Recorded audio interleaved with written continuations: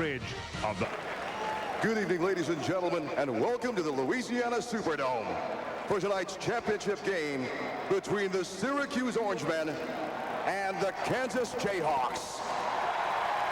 Let's meet the starting lineups.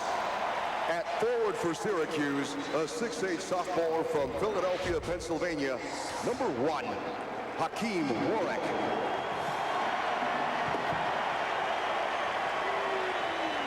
At forward for Kansas, a 6'4" sophomore from Fort Worth, Texas, number 5, Keith Langford.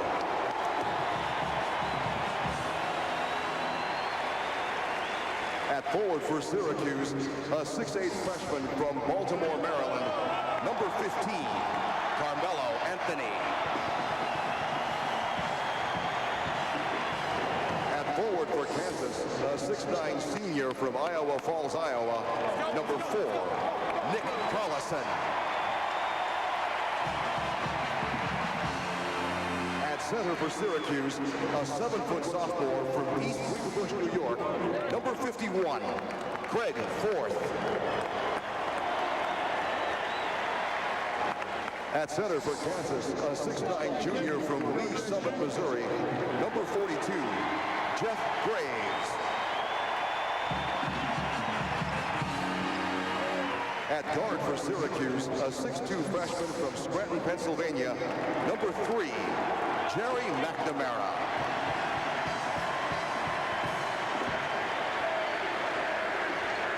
At guard for Kansas, a 6'3" senior from Sioux City, Iowa, number 10, Kirk Heinrich.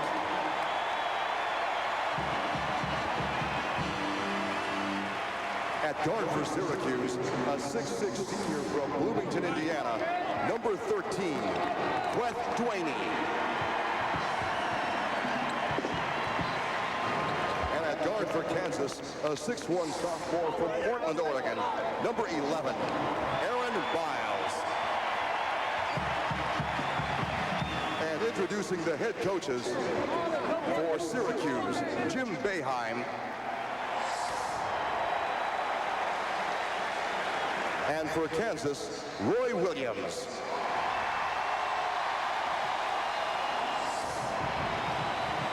They are good friends, these two, and now they're brawling in New Orleans for the national championship. And Billy, it's time for your championship analysis. Well, Jim, I've never been involved in a championship game with the contrast that we see in this one. Seniors versus freshmen inside, Collison against Anthony. It'll be interesting to see who gets the upper hand there. And then all of a sudden, senior and freshman on the outside. We're talking about Heinrich and McNamara. Both can play extremely well. Let's see whether the upper hand goes to senior or freshman. Now, the Jayhawks streakers, and what I'm talking about here is the finest fast-breaking team in college basketball. That's what the Jayhawks are. Can they get those advantages on the break as they have throughout this tournament? On the other side, you have the orange blanket, and I'm talking about a Syracuse defense that plays a 2-3 zone, holds opponents to 38%. But Kansas has had 3 halves where they've shot over 6. Well, Jim, at 8 o'clock this morning, Roy Williams, his wife, former Kansas Athletic Director Bob Frederick, and a couple other friends are going to stroll down the Mississippi, spit in the river for good luck, just that very same Roy Williams hoping that perhaps superstition will help end that long search for his first national title. Armin? Thanks, Bonnie. You know, both Jerry McNamara and Carmelo Anthony said they had a very relaxing day. No change in their pregame routine, but both are acutely aware of what this game could mean for their head coach. Jerry McNamara said, "I will be nervous, Jim, right until this moment when we start the game." Back to you. All right, thank you, Armin. It's Collison and Warwick to get the championship game underway. Both tried to steal the tap. Warwick got the advantage. Billy, I would think the pace in this game is so critical, more than most that you see. Well, here's what we're going to see early on, and certainly do Forth, a young man who's had 5 games of late where he hasn't had a field goal. He didn't have a field goal in the semifinal, but he hits a basket right away. But trying to establish the pace here early, Kansas against that 2-3, I would think it'd be so critical. Well, they're packing things back in, and what I want to point out is 2 of the 3 players for Kansas are not good perimeter shooters. Hey, how about Syracuse saying we can run? Collison clips that one away, and it's Kansas ball as McNamara went in for the layup. Jim, the first thing that I noticed on the first possession, Langford is going to try to play Carmelo Anthony. He's given up about 5 inches. Anthony immediately took up the slack. We're looking at one of the really great freshman players who knows how to play the game. Nice hit. Graves from Collison. What do you think of that Langford matchup against Anthony? Can he do it? It is not a good matchup size-wise at all for Kansas. And Anthony knows it, and look at where he's going. Down inside, much more than normal. Hakeem Warwick started on Saturday, off the mark with this one, and Miles comes out for the Jayhawks. Thought about going to Heinrich. Look at how Syracuse got back. Now, if they're going to get back that quickly, that means they're not getting on the offensive glass. But they want to make sure Kansas doesn't beat them down court and get the numbers. Look at that defense, Jim. Packed in, foul line.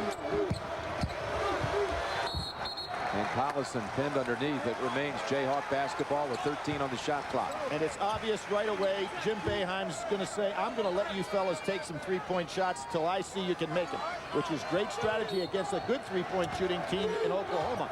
And they shut them down with the same strategy. Sounds like Heinrich will need a big night here. Absolutely. He has got to be the one of those perimeter shooters to get hot. First of the night, air ball, but Collison fouled from behind by Warwick.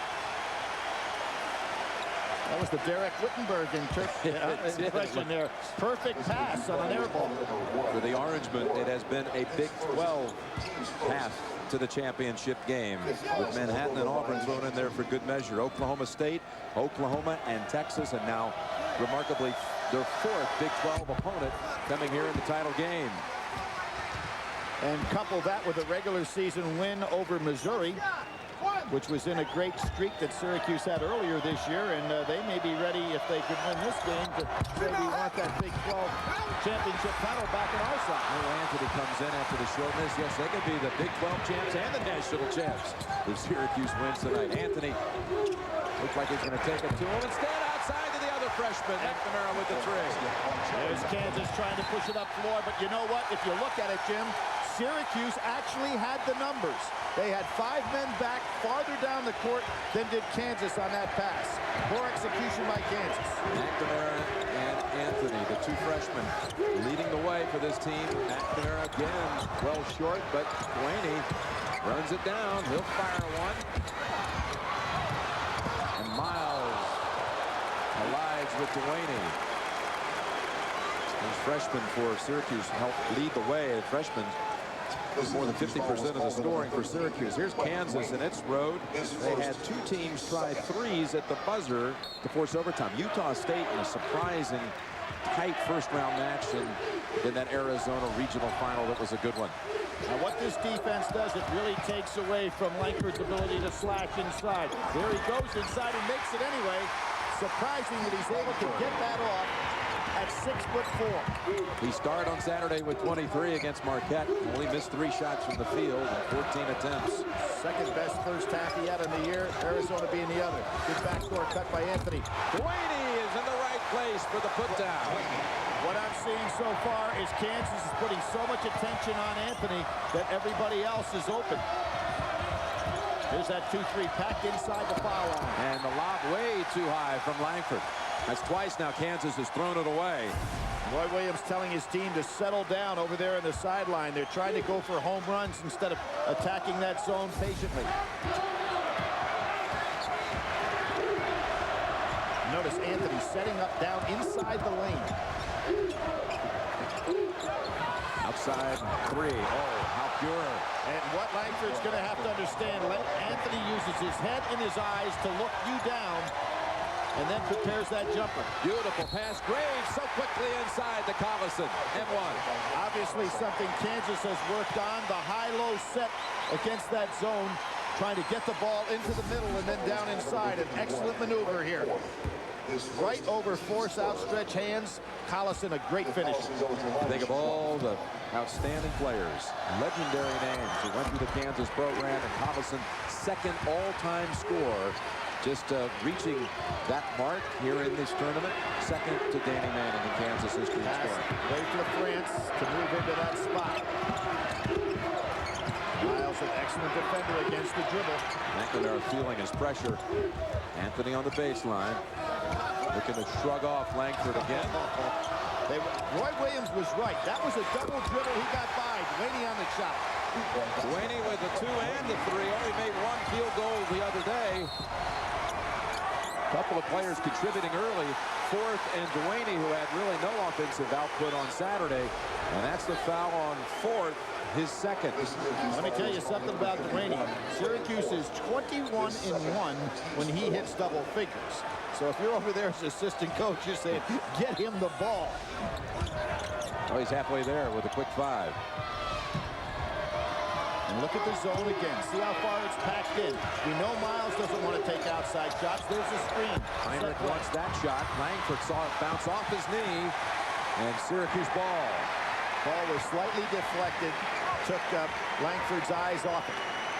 Heinrich's now missed on 2 attempts from the outside. We saw that dreadful game he had against Duke, only to rebound, come up so large in the regional final out west against Arizona with 28. All right, he was 1 for 9 in that game. And 0 for 5 from 3. He can ill afford it, and there we see the pressure being put on the Kansas defense by Anthony. We've reached the under 16 timeout. The Orangemen have already hit 3 of their first 4 from 3. Edge to the orange. You look at these 2 coaches, the winningest active coaches in Division I, and they are the 2 winningest coaches in tournament history who have not won a national championship. One coach will drop off that list here tonight.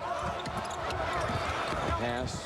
Langford thought he denied it, but Anthony comes up short with the jumper. I think it's a good idea for Langford to crowd Anthony, make him put the ball on the floor. He can't back off and give up that easy jump shot. Collison stutter step and drive. Soft touch. Forth, not a great shot blocker. Collison took advantage of it. Forth likes to stand in there and just occupy space. Warren sees an open lane. And a block foul called against Kansas. That was a mistake on Collison to hedge out there on Duane because it gave up an opportunity for Warwick inside. Here's that Collison drive, and see Forth not going for any shot blocking. Stand still. Collison with his experience just slid around the side. Excellent move by Collison, the first team All-American. And the whistle on the other end on Graves. 2 for Warwick. And say Collison should have stayed at home on that play. He cannot afford to give up. Heinrich can catch up on Duane, and Collison stays solid on Warwick. Warwick's too good a player to let alone. They bring in more size. Some reinforcement with Jeremy McNeil for Syracuse. Hakeem Warwick, 18 against Texas. Really, that's the minutes that get played out of that center position between McNeil and Forth. It's almost one player, Jimmy. They don't really count on a lot of production from them offensively. They just try to use up the 10 fouls. Collison, quick jumper baseline. Had the good look. McNeil right into the game with a rebound. McNeil a much better shot blocker, however, than his Forth. Had 8 in the Big East tournament game against Connecticut. 8 blocks. Anthony again wanting to challenge Langford. Langford getting right in his chest now. I think that's a very good defensive maneuver by Langford. Edelin, a good inside player, a lot of strength. Edelin too strong. McNeil to save, and Heinrich. They say the ball touched the line first before Heinrich got a hand on it, so it's Kansas ball. Good smart play by a lot of players on that play. Heinrich tried to make that last smart play by keeping that ball alive. He'd had a layup. And right now we're looking at the perimeter game of Kansas has not come through yet. And in Langford and in Miles, they have 2 players this year that are averaging 27% between them from three-point. A hold-off by Collison. Collison with the strong hands. 2 players draped on him. Gets it to go. He has 8. And showed Anthony what some senior strength looks like on that play. Edelin in the game. Another strong freshman here at Syracuse. And there's the ballet dancer, Warwick. Boy, he has some moves. His feet are so quick. You know Roy Williams would like to see Heinrich get started, and that's another Kansas turnover. They look a little tight to me early. Well, Jim, you've got to get some outside shooting against this zone to keep them honest. Otherwise, they're going to pack in so tight. Even with a great move by Collison, one hand to keep Carmelo Anthony away, catching it one-handed with the other. We have seen, whether it be right or left hand, Collison really has the soft hands in the crowd. 4 turnovers for the Jayhawks here in the early going. McNamara, 3 again. And there's Anthony. He throws Lee on the play. Lee tried to go ahead and help out. Too late. That matches the largest deficit of the entire tournament for Kansas. 8. Langford, though, slices it to 6 with that move. No one, and I mean no one in this tournament has sliced through the 2-3 zone. Langford's done it twice. I didn't think he could pull it off. And that's against a zone that's letting him take the outside shot. Look at this shot. Oh, my goodness. He has unbelievable range and unbelievable confidence for a freshman. He has hit 3 of them now. 9 points to put the Orangemen up 9. Kansas still going. The high-low, they have not shown they can hit an outside shot. They're still there. Up high, Langford. They're going to count the basket. Surprise you how far out he was with this one. No, Jim, because I've seen him do this throughout the course of the year. As a matter of fact, in this tournament as well, Oklahoma State, he made some threes. It almost seemed like he was closer to the half-court line than he was the three-point line. Unbelievable range. Knocked out by Collison. I really think that Syracuse should try to get Anthony the ball some inside, put some more pressure on Langford. Jim Boeheim was saying yesterday, I think somewhat whimsical, my offensive philosophy, give the ball to Anthony and get everybody else to get out of the way. Nice help that time by Collison. Anthony had beaten Langford. Langford seems like he's a little tired right now. He's grasping. Early in this ball game, he's breathing very heavily. Michael Lee is in the Kansas lineup now. What a boost he has been all tournament long. Number 25 for the Jayhawks. Had a career-high 13 in the win against Marquette and hit 3 out of 3 from outside. Exactly. He is the #1 percentage shooter that they have on this team, even though Heinrich obviously has a lot more attempts and is a 43% career three-point shooter. Yeah, Lee's over 50% on the season. Warwick in the paint. They're going to count the basket and send him to the line. Carmelo Anthony showing that he can overpower Langford any time within 12 feet. And I really think early in this ball game, this is where he can be so effective. And if you're a Kansas fan, Billy, the man you always hold your breath with as far as foul trouble, Graves, has picked up his second here, 7.5 minutes into the game. Talked about him early and some of the keys to this basketball game. Roy Williams' bench is so short, and when Graves gets in foul trouble early, it really makes it even shorter. Then he can't start resting some people, so Collison could be looking at a 38-minute game. So put Anthony on the board, and there is the block inside of Nash. Warwick, beautiful block. Anthony Heinrich on him. Finds the open man, Edelin. Jim, this young man understands how to play the game. Heinrich trying to get started. Now Kansas needs a timeout before the next possession. Well, they're going to get it right back. Turnover on the outlet pass. But Kansas finds itself 12 down. McNamara hurt his hand, Jim, on that play. 13-4 run for the Qs to lead by a dozen.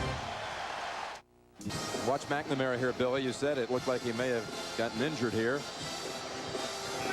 He came out of here holding his hand. Really went into that scorer's table. There you can see it. Yep. Roy Williams taking a look at him. Great sportsmanship on the part of Roy. Jerry enjoys McNamara. They've been to all the games driving from Scranton, Pennsylvania. Watch their freshman star play. The freshman son almost comes up with the theft. Only the strength of Lee kept that from a break for Syracuse.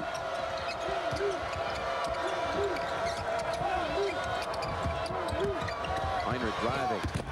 In and out. It's been a real struggle for him. Well, Heinrich has got to get himself an easy basket. McNamara. Strong McNeil on the follow, and Collison tugs it down. Kansas trying to get the break, but look at who's waiting on him. Syracuse, and this is, man, I'll tell you, McNamara hurt that hand again, Jim. He is really grimacing over in the sideline.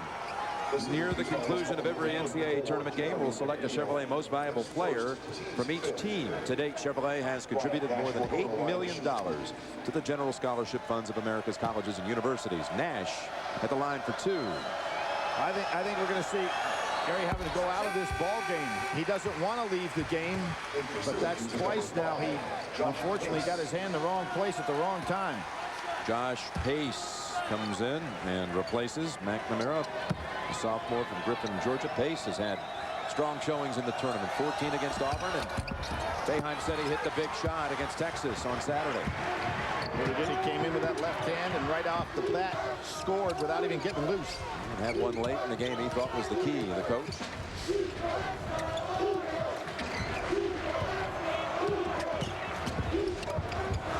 That's Edelin. Beautiful work. Very tough to match up. Edelin extremely strong. He's a lot like Lee. He's got that powerful body. He takes guards down inside. Heinrich missed his first five. Tough to shoot over Warwick. Collison between two defenders and off Syracuse. You can see right now, Jim, that I think Kansas is reluctant to work on their outside game.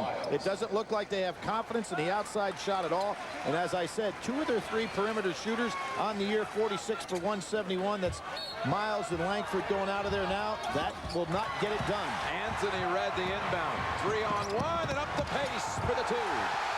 Roy Williams needs a timeout, and he is going to take it.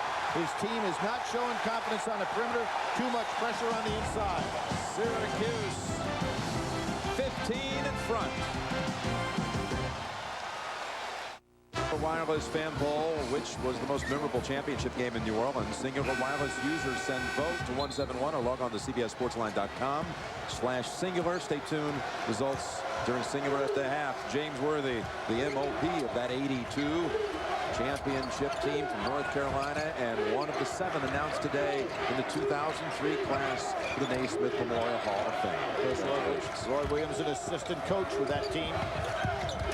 Right now you can see Kansas trying to go inside, inside, inside, showing nothing on the outside. Collison gets it back, working hard, no call. It's going back to Kansas, though. Last touch by the Orange. There, those long wingspan arms of Warwick getting a piece of Collison. Even on the jump, Warwick was basically flat-footed on the defense. Again, Kansas is going to have to show they can make a jump shot. Or that zone's going to keep packing in, and there'll be no spacing whatsoever for Kansas on the drive.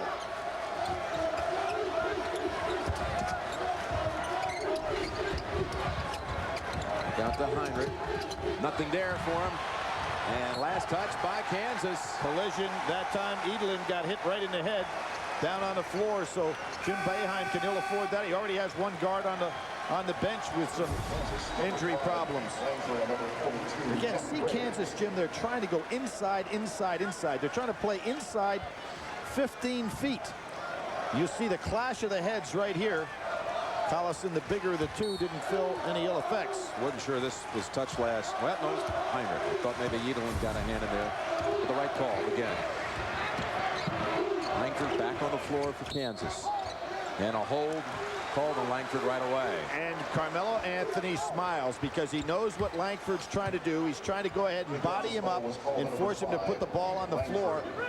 Anthony just so relaxed out there on the floor, understands the game so well, taking advantage of that size. What a nice steal by Miles. But look at Syracuse again, back down the floor. Heinrich at last. Finally. Big 3 for the senior from Sioux City, Iowa. We're talking about the career 3-point shooter, Kansas history. And he is going to have to come up huge if they're going to come back. Will the first be the start of something? Anthony shut down this time, gets it right back. So where he gets it back in a little closer, and that makes him have so much advantage over Langford. How smart. So easy and smiling all the way. And it's not smiling to make the opponent look bad. I think he's got a little Magic Johnson in him. You know, he just looks like he's having a lot of fun out there. Yeah, I talked to him yesterday. He smiled. I said, all this smiling, people are really attracted to it. He said, I smile even when I'm in a bad mood. Can't beat that. Collison almost had it stripped. Didn't have it in his hands for the shot. Graves is back on the floor for the Jayhawks with the 2 fouls. Syracuse has had more situations where they have better numbers on the break than Kansas so far. Kansas doesn't have one fast break point. Anthony short this time. A little better job by Langford, making him put it on the floor. McNamara's coming back in, Billy, and early he provided the firepower for the Orangemen. Great range shooter, and you can see whenever you try to double on Anthony, McNamara knows how to go and find an open spot. Again, trying to go inside out. Heinrich, 2 straight perhaps? Yes. Good looking follow through by Heinrich on the shot. Warwick couldn't get there in time. Good sign for Kansas. Yes, Kansas feels complete when that's working. But very telling what you said. No fast break points after what we saw the running Jayhawks of Saturday. Now, why Syracuse pulled this out? Kansas went to a 1-3-1 zone, something that Arizona did so effectively against them. Collison's running the baseline. There again. That eliminates the point zone a little bit. Nothing wrong with those wrists. Miles quickly at the other. Graves waits. Gets it. Now, why they're in a zone is because Graves had to come back out on the floor with this deficit, but he's got the 2 fouls on him, Jim. And what Roy Williams is trying to do right now is to protect him in this 1-3-1 zone, playing right in the middle. Graves is going to have to really move his hands and be thinking, as opposed to picking up another cheap foul. So Syracuse, the team that plays the zone, now has to play against the zone. Anthony, wow, nifty move.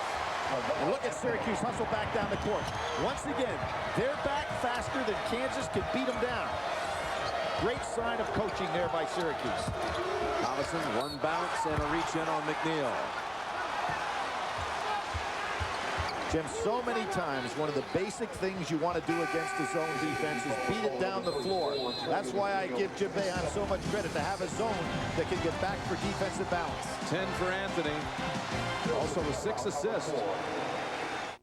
Packer here in New Orleans, and you look at Syracuse from 3. It's hit its last 5 from behind the arc. How hard is it when you're this many down to come back against a zone team and a team that's playing it as well as Syracuse right now? Well, Jim, it is very difficult, obviously, because you're a team that wants to push it. But right now, we've seen that Syracuse, with great defensive balance, has taken away what Kansas likes to do and where they score in bunches best, and that is in their fast break. Syracuse has given up 0 fast break points in this half, which is tremendous against a team like Kansas that breaks so well.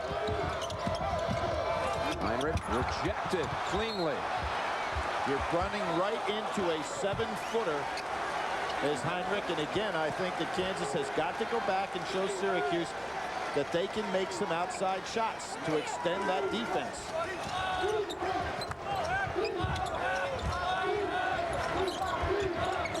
Out on the floor right now, Heinrich is the only pure shooter that Kansas has.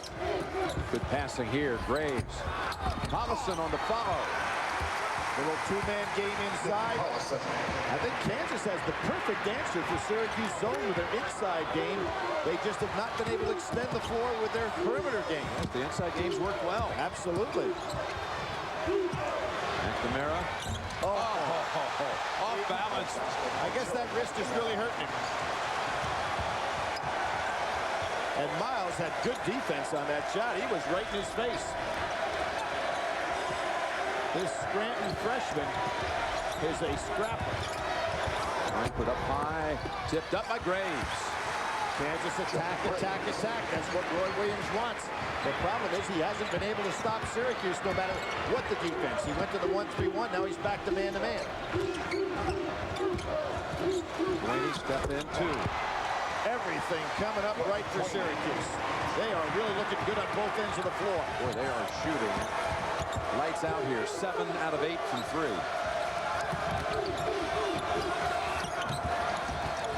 Good job by Pace going out there and forcing Heinrich to put it up quickly.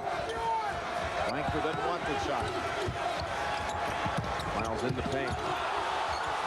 Surrounded by 7-footers. Heinrich goes inside. Fourth collided with him. No call. Dewaney with a 3. Nifty pass too from McNamara. And Dewaney feels like this game is over. He needs to get back in concentration, but what a night he's having. He's got his 10, Billy. You talked about Dewaney in double figures. 21 and 1. Get complete scoring, rebounding, and other stats updated live and available now in the Game Center at CBSSportsLine.com or on America Online. Enter the keyword CBS Sports Line. Jim, one of the things that Jim Boeheim talked about was how incredible his defense played against Oklahoma. Then the other day against Texas said, my defense didn't play well, but my offense played well. Tonight, he's getting both ends of the floor executed as well as I've seen Syracuse do that in any game this year. Tremendous first half on their part. One more for Langford, and with Anthony out of the lineup, just a brief break, the Orangemen increased their lead by 4. More on that about their offense. Boeheim was saying they did not have a single good offensive game the first 4 games of the tournament. If they didn't have one against Texas like the one they had, he was pleased with it. He said they would have lost by 15 to the Longhorns. And it is all go here tonight. I think they have surprised Kansas on the offensive end. I think Kansas was prepared for what they're going to do on the defensive end. McNamara, not this time. Got fouled on the arm on that play, no call. And it rolled right off the back of Heinrich, and Anthony knew it. McNamara was right. He got fouled on that play. And he almost looks at the referee and say, hey, ref, let me explain something. When I shoot an air ball, somebody fouled me. Otherwise, it's going close. Delaney. Front of the rim, Collison. He trying to go for a break, but look what happens. The numbers are on Syracuse's side. Not good play at all by Kansas. They're trying to force it. But Syracuse doing a great job getting back on defense. The largest deficit Kansas was able to overcome all season long. Now, this is a team that won 30, lost 7. They came back from 12 in that thrilling regular season game against Texas. Came back from 12 to win. But we saw them come back against Oklahoma, but just ran out of gas at Oklahoma where they did lose the ball game. Nice double team here. Step in, give it up for. Follow up, yes. Delaney, they're going to take the basket away. And the reason for it is basket interference, offensive basket interference on the rim. Watch this. The ball will be on the rim. Watch them play with the rim first. And there it is. Hanging on and playing with the rim while the ball is in the cylinder. Good call.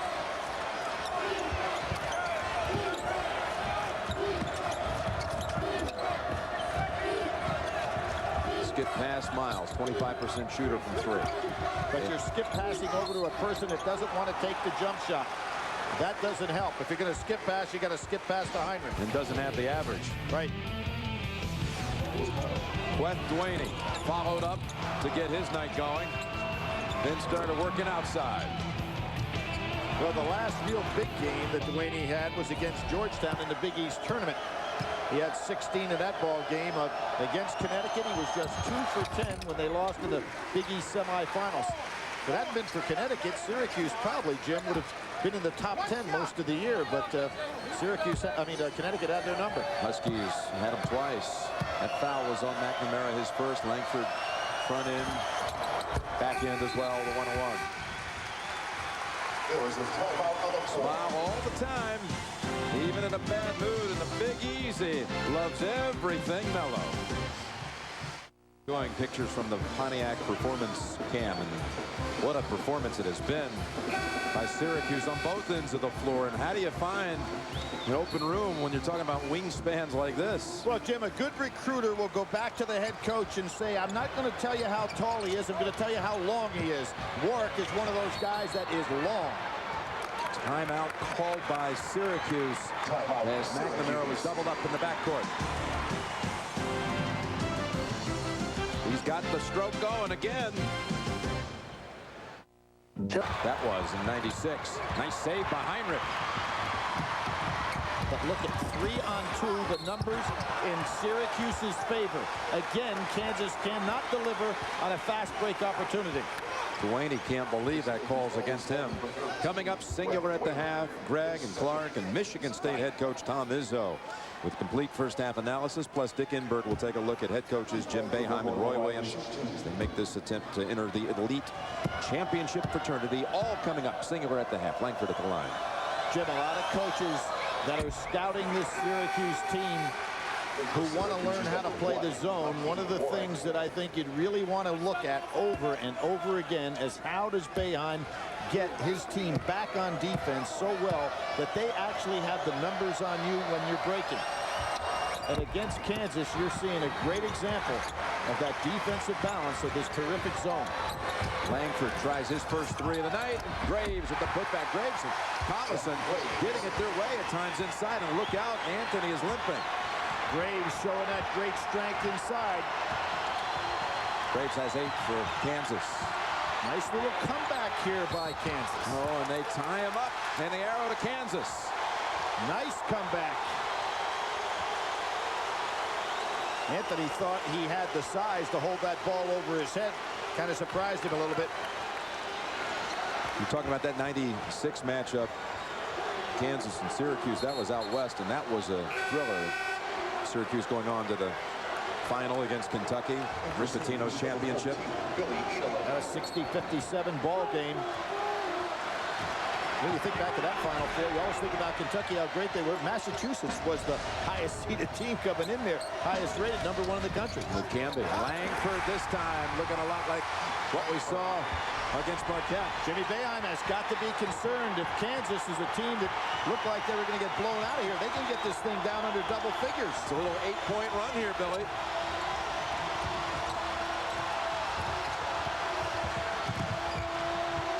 Intensity has definitely stepped up on this end, too. Miles wanting to challenge McNamara. Which way will it go? Basket goes. They're going to call it a charge. And it looked like McNamara was moving. No, I've got to say that call should have been a basket and a foul on Syracuse. Roy Williams has reason to be concerned. Watch this. McNamara never is in defensive position. You have to establish the defensive position, then you can move. But you can't move under without having it established. He never got it established and squared up. Missed call there. Wow, and a huge big missed call. Because it also would have been the second on McNamara. Miles would have been going to the line for a 3-point play to shave it to 7. A calming effect here. Hey, here, Anthony with the ball. Yep. This is pretty calming, too. McNamara with another 3, and he is moving in on the all-time title game 3-point mark. 7 made by Steve Alford here in '87. Dave Seeger of Oklahoma. Tony Delk with 7, and here comes the Orange again. McNeil on the block that time. 4th and McNeil causing a lot of problems down there in the center of the 2-3. The calming effect. Nothing there. Graves. Quick release, Heinrich. McNamara challenged again. And that's the first easy 2, breakaway 2, if you will, fast break 2 of the night. But McNamara has hit 6 threes in this first half. You're talking, look at it, 11-point game. There's 18 points coming from one factor. We couldn't believe that night when Alford hit the 7 to set the record. It's right here in the Superdome. Edelin, short. Miles comes out with it. On the wing, Langford, and oh man, Anthony drags him down. But he did hold him on the way down. Nice sportsmanship that time by Carmelo Anthony. How quick was that? Well, you know you've really hit him hard, and now you have also... he was going for ball to start off with there. I think that is really good sportsmanship on his part. No question. He was going for the block, and then he realized that he could get in trouble and helped go right down to the floor with him. Nice job. First on Anthony. Hold on, they're going to call that flagrant foul, Billy? Oh, I don't think so. They're calling it intentional. Intentional foul. I don't buy it at all. I think initially Carmelo Anthony was going up for the block, and then the only time he grabbed him was on the way down to stop the fall. So it's 2 free throws. Ball out. And possession for Kansas. Oh, now Carmelo Anthony is doing a little mouthing down here, and he needs to stay away from that. He and Miles going after each other. Pace in, McNeil out. Well, that may even things up a little bit from that call we saw before. I thought that was not the intent by Anthony at all.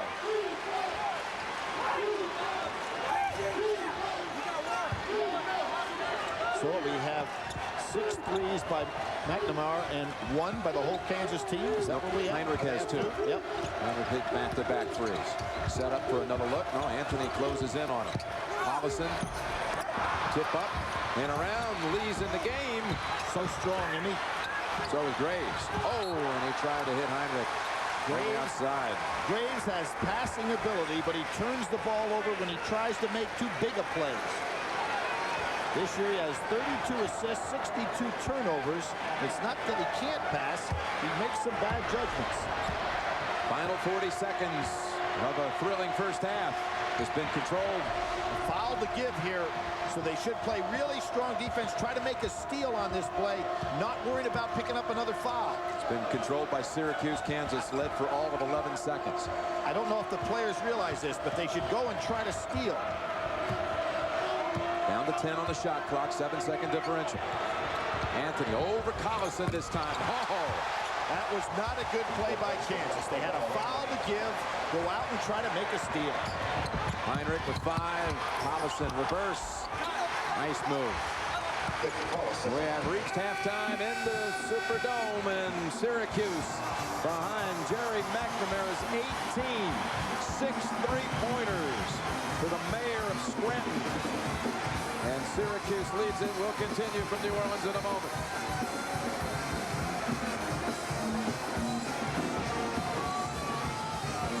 CBS Sports exclusive coverage of the Men's National Championship game is sponsored by the Mazda 6, Intel Centrino Mobile Technology, UPS, and by Gatorade.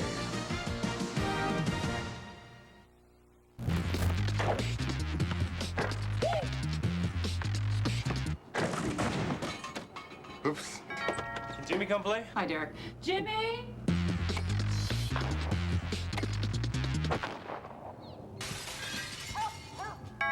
Can Jimmy play? Jimmy!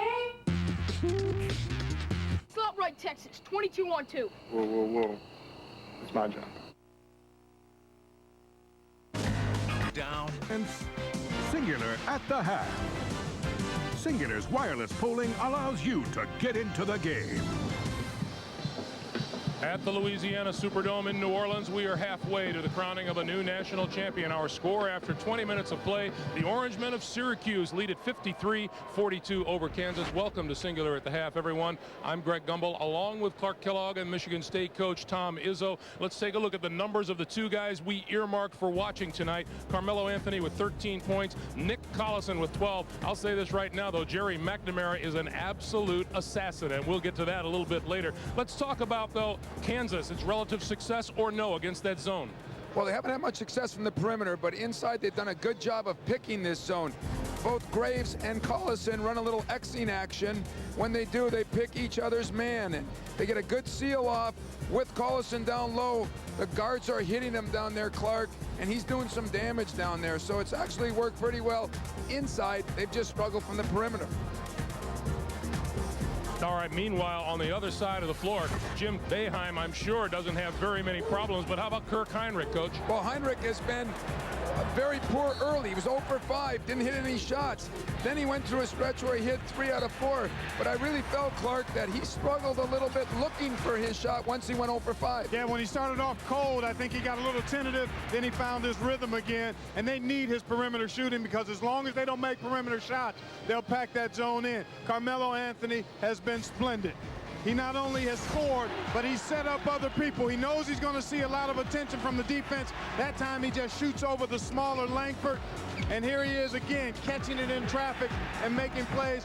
But he's already got a career-high 7 assists, Greg. But he has everything. He can do it inside and outside. But as you mentioned, Hot Tamale McNamara on fire, stroking it from behind the arc. 6 of 8 3-pointers. He's Cajun hot, partner. hot tamale, Sherry McNamara? Yeah, he is that. And in fact, Syracuse, with 10 of 13 from three-point land, are just 2 shy of the championship game record. Earlier in our singular fan poll, we asked, of the 3 previous NCAA championship games in New Orleans, which one was the most memorable? This is how you responded. 1, 2 were North Carolina games, but the 93 game in which the Tar Heels defeated Michigan ranked 37%. Singular Wireless thanks you for participating in the fan polls throughout the college basketball season. A reminder, tomorrow night on ESPN, the Women's Basketball Championship comes your way from San Antonio as the Lady Vols of Tennessee take on the defending national champion UConn Huskies. Our colleague Dick Enberg joins us now to put tonight's title game into perspective for the 2 head coaches involved. Dick. Thank you, Greg. Well, you're in this, Tom Izzo.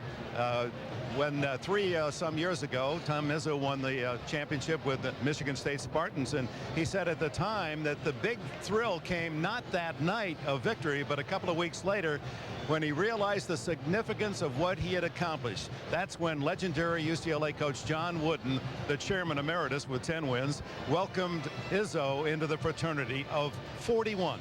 Only 41 out of the thousands of coaches in history who have reached for that dream and found it. It's an exclusive club. Last year, Maryland's Gary Williams qualified as number 42. Understandably giddy, a freshman in the club at age 57. Tonight's winner will be the 43rd member of the fraternity, joining the game's coaching greats. It'll be earned by one of 2 men immensely qualified with Hall of Fame credentials. Both recognize that finally winning this elusive championship will be the validation of a great career. H is totally aware of how many great coaches have seen their championship dreams vaporized. Think about Guy Lewis, University of Houston, 592 wins, great teams, a record 5 times to the Final Four without a championship win. The most painful, 1983, while we all cheered underdog Jim Valvano and his unforgettable victory dash. Who remembers the losing coach? It was Lewis. Precious victory snatched in the last second by the cruelest stroke of fickle fate. Beaten for the title by an air ball. Both coaches tonight empathize. They've been there, been denied. Roy Williams is here for the 4th time. No grand prize, only gentleman gesture. He's 52 with a portfolio that staggers with season after season success. In 15 Kansas years, his poised and prepared Jayhawks have averaged 27 wins a year. He's won 34 games in the tournament, yet at this hour carries only monkey, not title, on his back. Jim Boeheim is 58, 27 years on the Syracuse bench. It's his 3rd Final Four. His teams have won 37 tournament games. That's more than any coach in history not to win a championship. He still smarts from a final second shot that beat him by 1 point here at the Superdome 16 years ago. 16 years of being shoved away. They've been so close. No wonder their smiles are swallowed at tournament time. In an hour or so, both will finish a highly successful season, but one will walk away unjustly without a victory visa, but with a lifetime wait as one of the great coaches never to have won a championship. While career relief will go to the winner, who leaves with the game's royalty. At last, his champion's place confirmed. Oh, it's heavy, high stakes, so pick a coach and cheer. Only one will be welcomed into that exclusive coaching fraternity. Number 43, forever. And the handshake at the end of the game tonight should be a very poignant picture. We talked to Coach John Wooden this week, and we asked him what he remembered about his first championship. That was 1964 in Kansas City when UCLA beat Duke. He said, I remember we played Saturday night, and Sunday was Easter Sunday morning, so my wife, Nell, and I headed out of the hotel to go to church. I was only 2 steps on the sidewalk when a pigeon deposited a direct hit on the top of my head. he said to himself, Johnny, maybe you're not quite as important as you think you are. Maybe we'll just stick around inside the dome a little longer, too. Thank you very much. Second half still to come. We thank you for watching Singular at the half. Who's going to cut down the nets tonight, Syracuse or Kansas? Jim and Billy are back with the second half of the national championship game right after this. CBS Sports presents Singular at the half. Singular's wireless polling allows you to get into the game.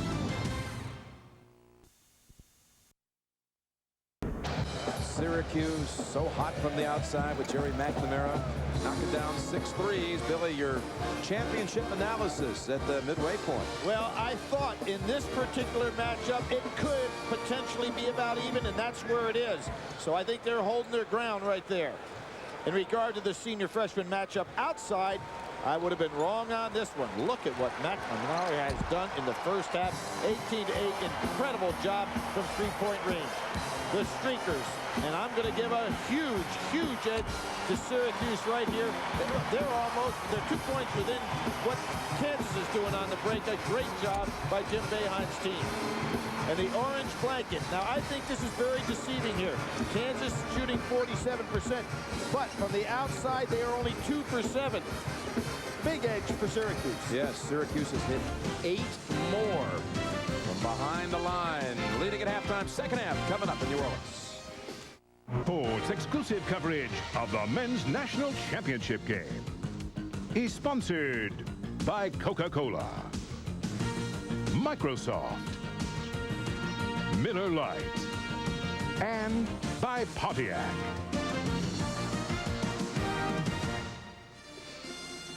Back here in New Orleans, and it has been a feisty first half by the young Orangemen of Syracuse, nailing down outside shots on record pace,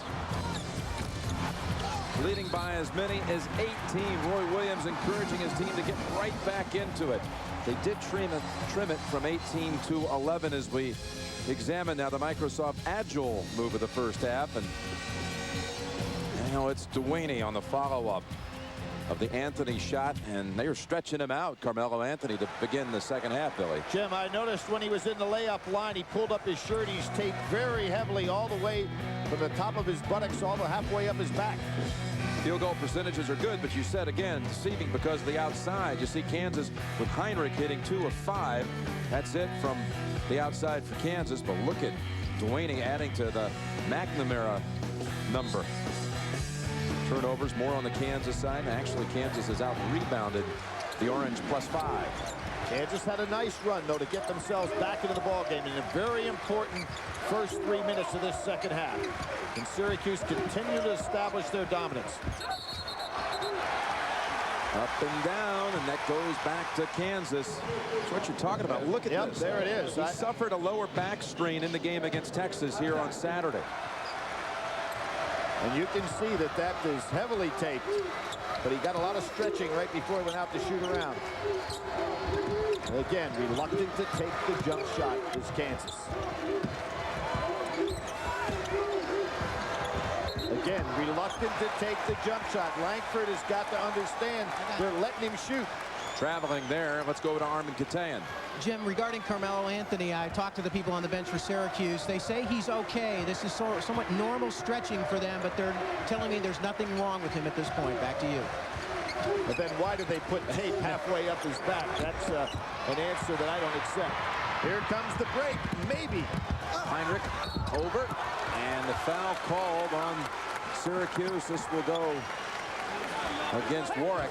Very positive sign for Kansas to get out and finally get 3-on-2 numbers against the Syracuse team that beat them back down floor in the first half.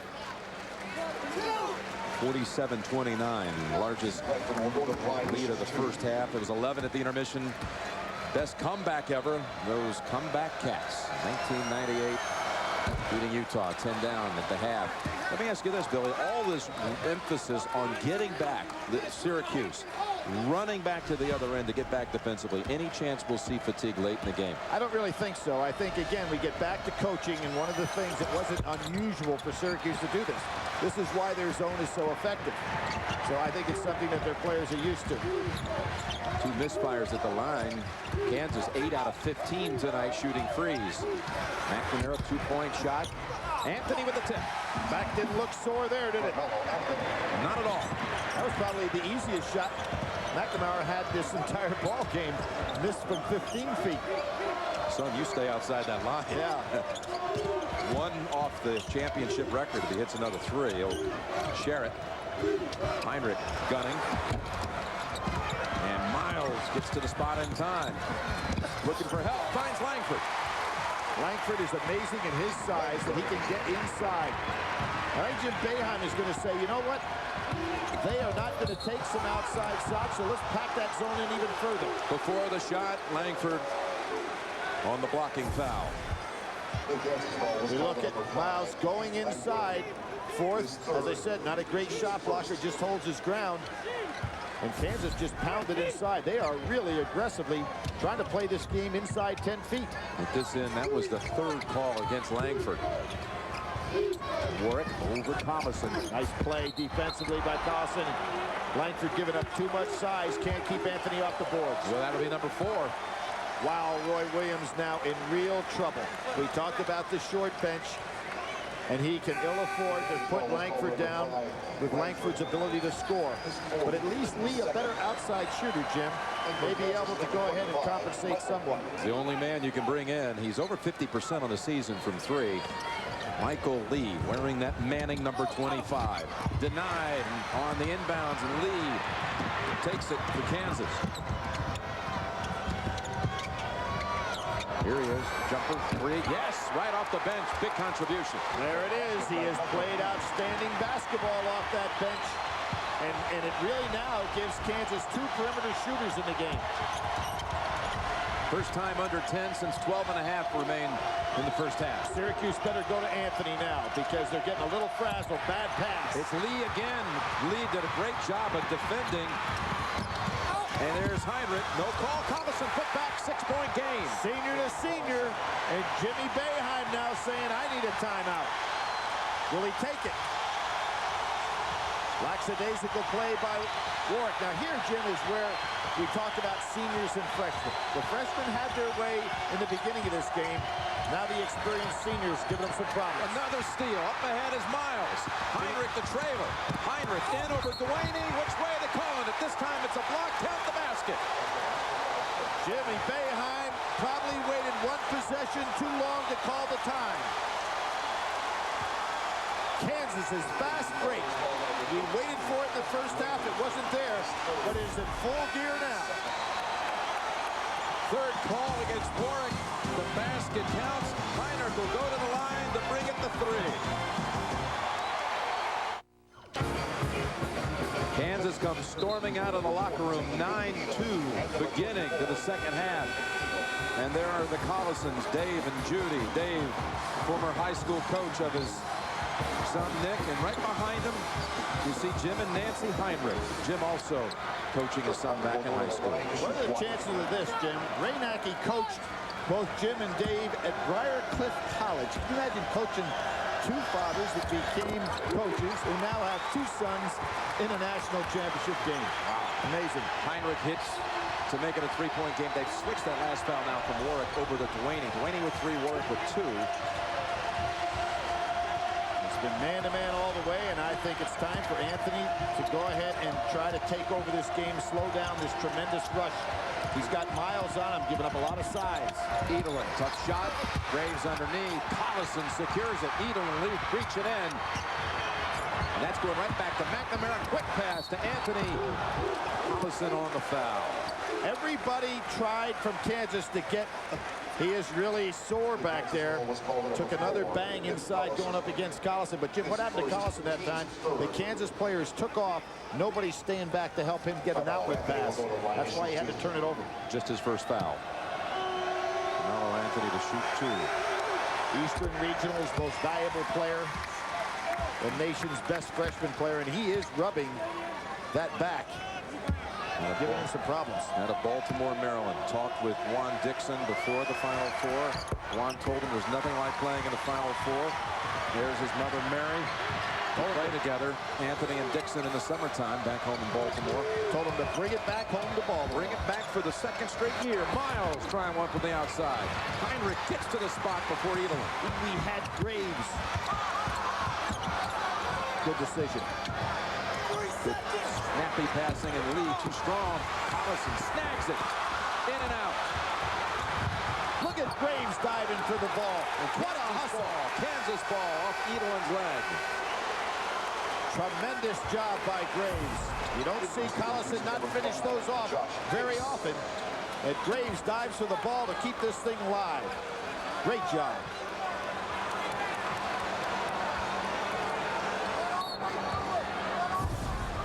You get the feeling right now that Kansas feels it's all their momentum, don't you, Jim? No question about it. They just look like they're wanting to take this on. And that's taken away by Pace. Anthony. Allison again snatches the rebound. He's got Heinrich up court, but waits for Miles instead. 13 rebounds for Collison tonight, again dictating inside. Step to the basket, and he'll head to the line. Jim, in that first half, despite the fact that Kansas got down by 19, they out-rebounded Syracuse 21-16. Tonight on The Late Show, don't miss Chris Elliott. Later this week, they've got Adam Sandler, Lisa Marie Presley. The Late Show with David Letterman right here on CBS America's Most Watched Network. So Collison, we showed his father, Dave. They were 101-1 back in the days when Nick was playing there in Iowa Falls, and the dad decided to step down as coach, just take over athletic director's position because he wanted to travel and watch his son play his whole college career. Seems like this entire tournament, that's been a story of families traveling. Great pass. He was caught for a moment. Collison over to Graves for the basket. One of the things I saw Matt Namara do right there is look at the referee and try to talk him into a travel. He has to get back to concentrating on the game. He lost concentration there. You can't be crying about calls. Over 3 minutes without a basket for the Orange. See Lee getting right on him now, making him put the ball on the floor. Well, that looked like steps. I don't think so. Anthony going the other way. Jim, I think that he went up in the air, but great job by Lee to say, nope, you're not getting that fadeaway jump shot against me. You're going to have to put it on the floor. Ooh, I don't know.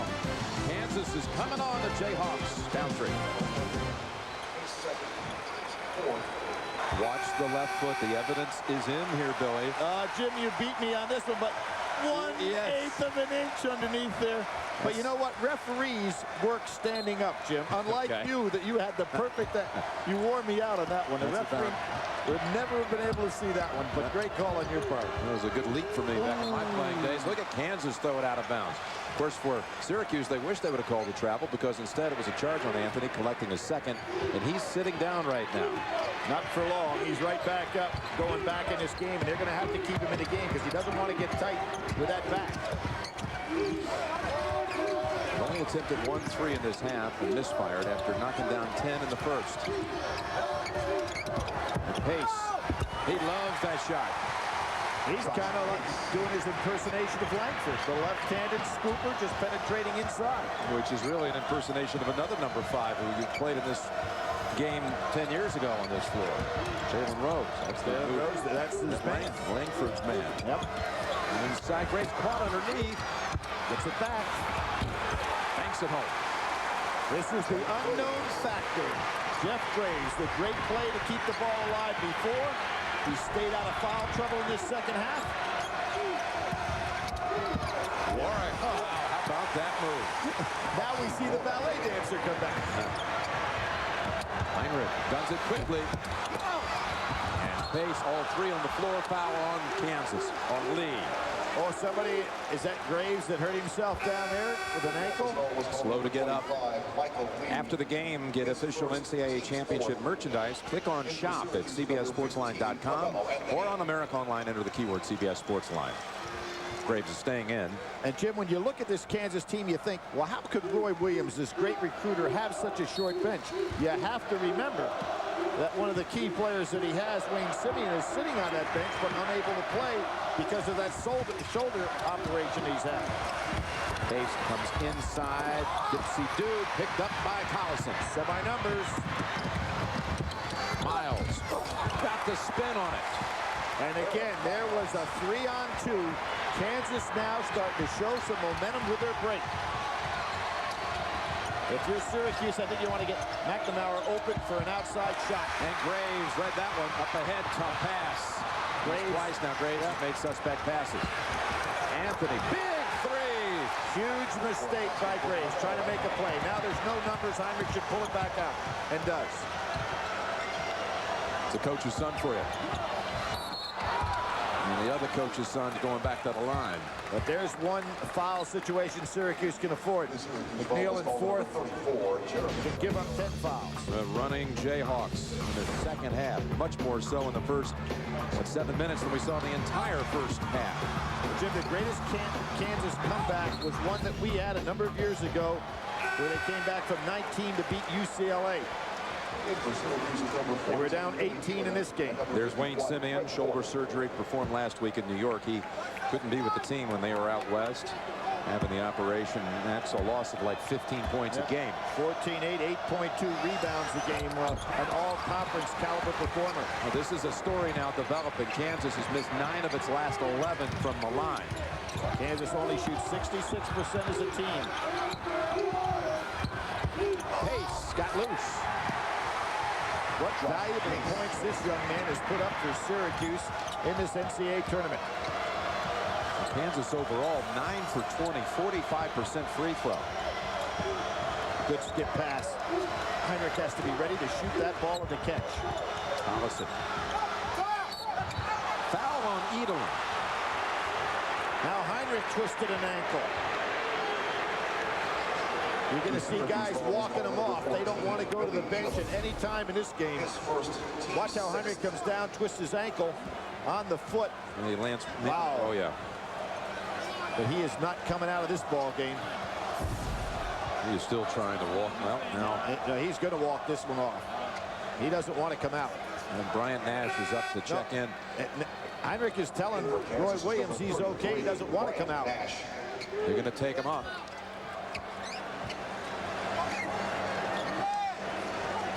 I don't think he'll be out long, Jim. I want to have him go down toward the end of the bench and walk. I'll tell you why you can't afford to have out Langford out of the ball game now. You only basically have one ball handler in this ball game in Miles.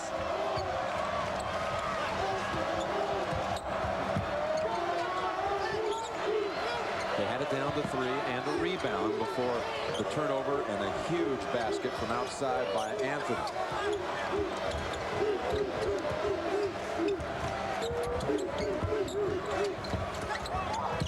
Nash, not a big threat outside. Well, this is last touch by Kansas. This is a lineup that Kansas cannot win with that's on the floor right now. It can't keep Heinrich out long. Heinrich getting taped up down on the end line, and as soon as he's back in, you can expect, get ready to go. He'll be back in this ball game. We're going to re-wrap him. Yep.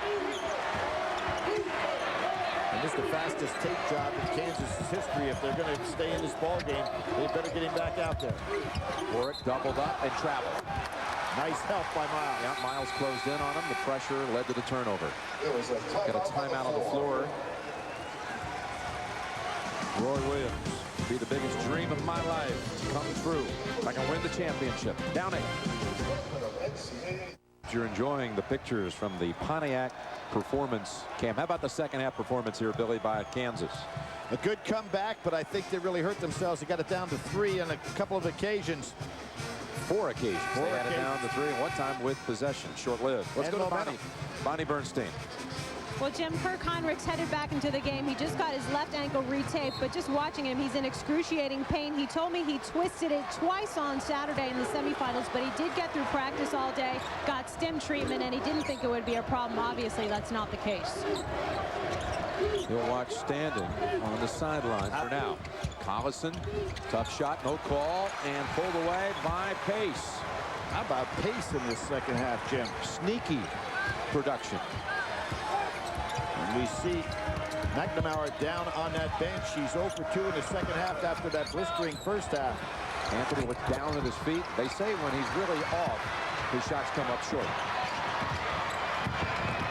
Miles. No place to go. Fourth just held his ground. The fourth never moved, and Miles came right to him. Heinrich is ready to come in at the scorer's table. Anthony on the drive and to give up Edelin. Ooh, off the front of the rim. Edelin pretty creative on the inside, isn't he, Jim? No. The Matha product. You can go to the official site of NCAA Sports to get complete NCAA basketball championship coverage. From video highlights to recaps and more, go to ncaasports.com. Edelin and Anthony both went to Oak Hill, the storied high school program. And Edelin, of course, was ineligible at Syracuse for a year. Then everybody thought that he'd be ready to go at the start of this year. Had to sit out 12 games. Declared ineligible for playing in a outside league, which, boy, it was a fine line there for this young man, but I'm glad to see him back. He was the Orangemen's top scorer the first 2 rounds of this tournament. That's the first miss of the night from the line for Syracuse. A team that historically has been known as a poor free throw shooting team, but they're a better free throw shooting team this year than is Kansas. Graves lost it. Collison in the right place. Gets out of the lane. Collison's had some pretty good hands, doesn't he? Incredible. Every time it's in the area, it's not going to be taken away. He's going to snatch it. Graves open. Just as soon as I say that, he loses the handle. Lee underneath. Out comes the orange. Pace. Miles reaches in.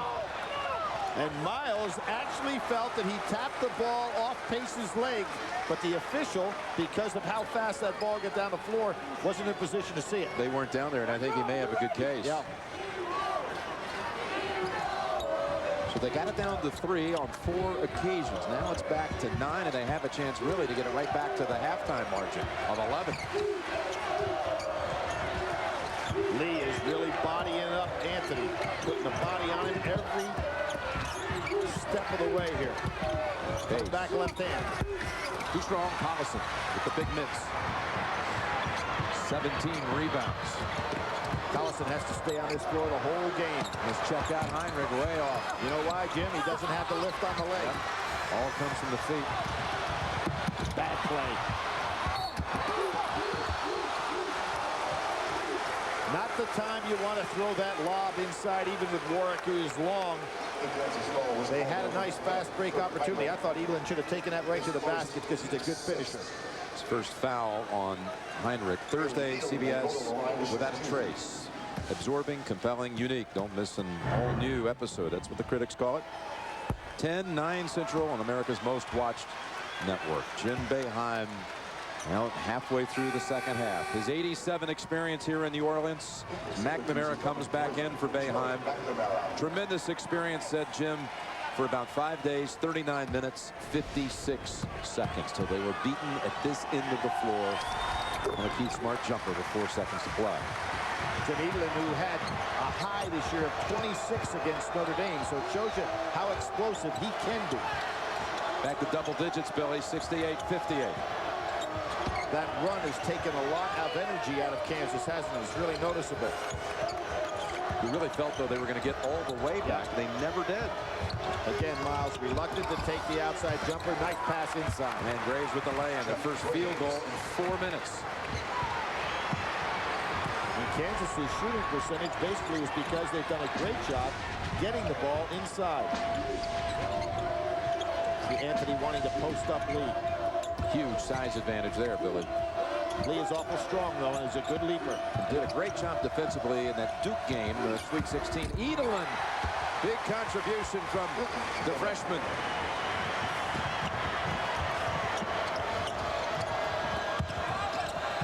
Good help by Pace. Not going to get much opportunity for dribbles down inside. You got to catch it and put it in. A whole fourth, his third. Jim Boeheim never worries about fourth, though, getting into foul trouble because he knows he can come back with McNeil. And now here comes a guy that's got to stay out of foul trouble the rest of the way. Langford. It's the 7th team foul. 1-1 for Collison. Yes, Langford returns with his 4. Roy Williams' side needs to start hitting free throws. Roy Williams, Big 12 Coach of the year, and boy, this is really a mystery. Hey, there's Pace again. 14 against Auburn. He had 12 against Texas and coming up big in this final. Somebody better start giving him some respect. Pace has to go outside for help. McNamara in a squeeze. Back to Pace. Dumps it inside. Too strong. That ball would have been hard to catch if Pace had taken a little off of that. Anthony would have had a layup. Jim Boeheim trying to become the coach for the second straight year to take a alma mater to the national championship. It was Gary Williams from Maryland last year. Boeheim, a Syracuse man for more than half his life as a player, an assistant, as a head coach. Lee. Fourth. Excellent box out that time. Collison and Graves are really tired out there on the floor, but Roy Williams has nowhere to go. They're going to have to play the rest of the way. Fourth wasn't looking. Anthony ran to save it. McNamara. Nothing there for him in the second half. He's, what, 0 for 3 now. Lee up ahead. Pinned underneath. Fourth. Loose ball. Graves. He was held. You can see Collison not even getting down court that time, really looking for a rest. Well, Thursday we talked a moment ago about the agency, and now here's CSI. Thursdays at 9/8 Central here on CBS, America's most watched network this Thursday. The old sign of a guy being tired. Look at Collison holding his pants down around his knees. A sign of all time that a guy is really dragging. Another missed front end of a 1-and-1. Collison with only 2 points in the second half. Pace, turnaround, blocked by Heinrich. Now you know how Jason Gardner felt, huh? Perfect block by him. Edelman rattles out fourth with a huge putback. Those are 4 points today that Syracuse never counted on. Made his first 2 of the night as well. And Syracuse now has the edge in the second half. +1 in the second half. And right now, if you're Kansas, you have got to make this free throw. You got to stop this drain here of giving up opportunities that are so easy. You can see banging on the inside. Graves doing a great job, but he is tired, and Fourth knows he can go ahead and sustain even more fouls. Fourth has come up with some huge plays. Had the opening basket of the game, put back a moment ago, and now Kansas. Another miss. 7 in a row. 9 for 23 for the night. Graves with a great game against Arizona when he had the 13 points and 15 rebounds in that one, but he's a tired man right now. Lee, rebound, outside Heinrich. Short again. Graves, put back, huge by Langford. Langford, the rested man. But now you're talking about a 10-point deficit. You remember what Jim Boeheim did the other night to Texas. He started to take some clock off. Will he try it again tonight? Kick, reset to 35. It has been a physical second half. The scramble is on for the championship. Under 7 to play. Story here is the free throws. Kansas has missed its last 8, including a pair of front ends of 1-on-1. Let's go over to Armin Katayan. Thanks, Jim. Billy, you were absolutely right about Carmelo Anthony's back. Since my last report, I've been keeping a very close eye on him. He's got some problems in that lower left area. He's grabbed it 3 or 4 times during the course of the last 8 or 9 minutes. Back to you, Jim. All right, he was diving for a loose ball last game against James Thomas, Texas. Thomas stepped on his back accidentally, and that's caused the strain. But he has Collison on him now, so he can go outside and not be part of that banging around inside. Look for him to take Collison outside with a shot.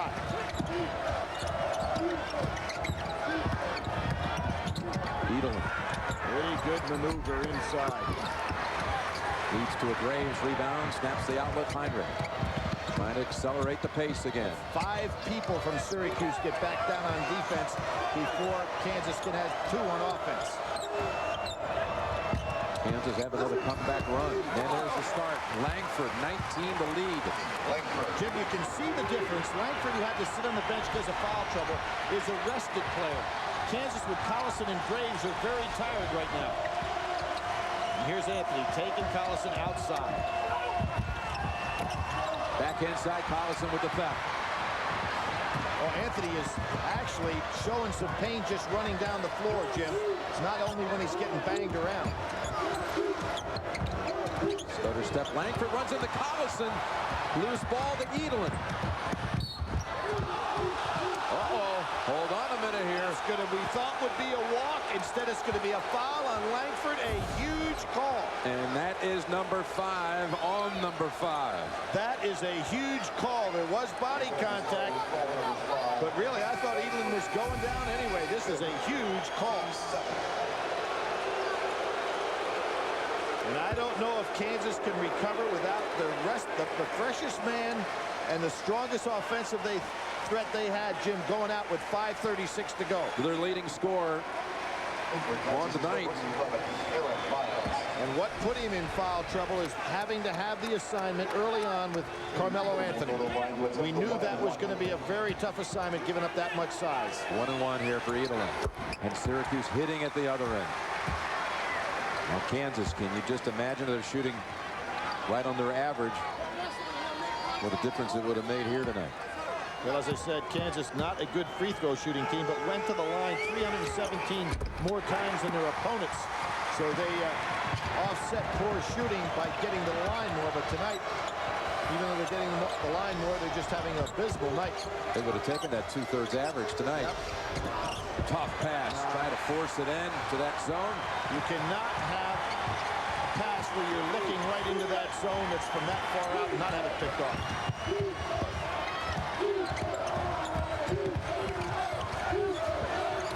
That was a good cut by Pace.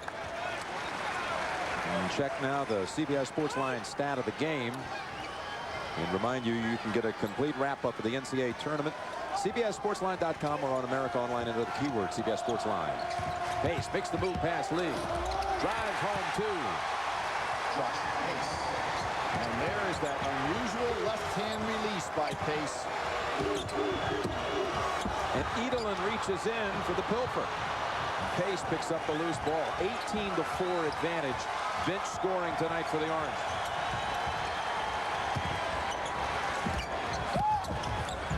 Nice distribution. Anthony. Heinrich. Held off Pace. Turnovers the last 3 trips for the Jayhawks. See what a labor it is for Collison just to get down the floor. He's so tired. They do look very tired on this possession. Yep. Reach in McNamara. McNamara, who really looked like he's going to break the all-time Final Four record in the first half, has not had a field goal, I don't think, in the second half. Picks up a cheap foul. He has no scoring second half. Nick Collison, senior night, he talked about his hero, his grandfather. He lost about a year ago. Arden Collison was a tail gunner in World War II, and as always, Dick Enberg, with his eloquence on Saturday, told the story about his grandfather, the World War II hero. This is unbelievable from the free throw line, but when you're tired, it can have an effect. Finally. Collison for the night from the line. Really struggling. 3 for 10. Is Kansas going to try to trap it? They are so tired. That is not going to be an effective weapon. Short bench, and now with Langford out, really hurts him. Oh! Drive. Miles plucks it out of the air. Syracuse back. Heinrich, though, wants to drive. Reach in. Edelin. Scoop. Collison. Down to 9. Jim Boeheim at 350 still has not tried to take any time off the clock. Jim Boeheim can look up and see that score. That is the identical score by which he lost to Kentucky in his last final. And that is going to be a turnover. Now, if you're McNamara, Jim, you want to keep the ball in your hands because you want to be fouled. You're the best free throw shooter in Big East history. You want to keep the ball yourself. Kansas has it when we return. 4,005. Kansas, if it is fatigue, does have 4 timeouts. Billy, do you feel like they have enough legs here to mount the comeback in the final 4 minutes? I really don't, particularly with Langford out in foul trouble. And what you're going to find, I think, is that Jim Boeheim, with that timeout, will say, let's take some time off the clock. We'll see a guy that wants a lot of time to go off the clock, Ronnie Cycli, who played in this Final Four. He and Derek Coleman and company came away with that key smart shot on the losing end.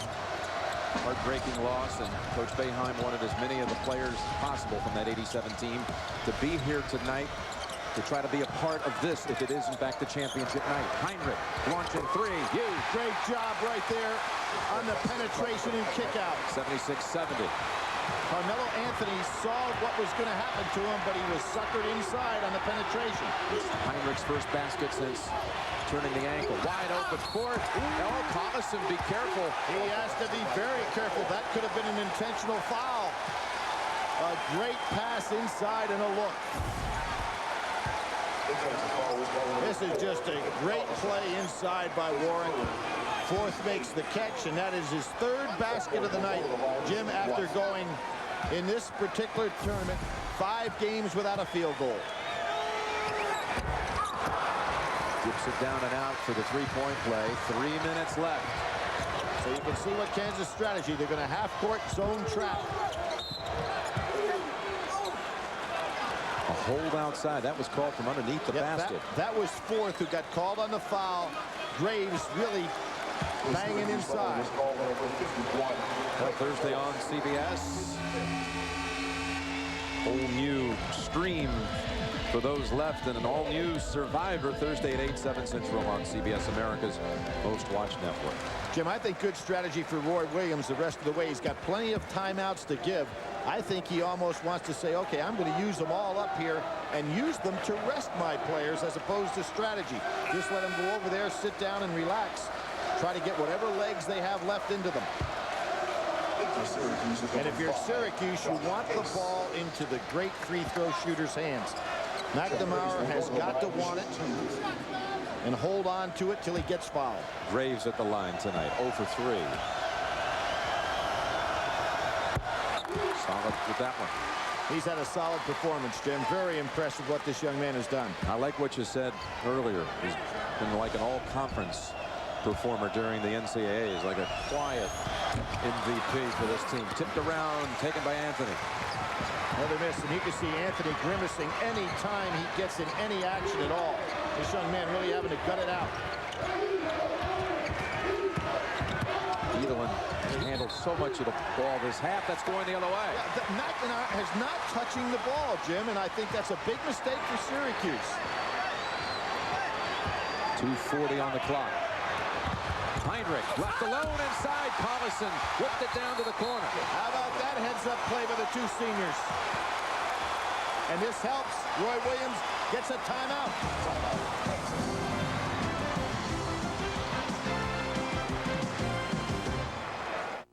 Now, realize he hasn't scored in the second half, but if you're Syracuse, let him touch it.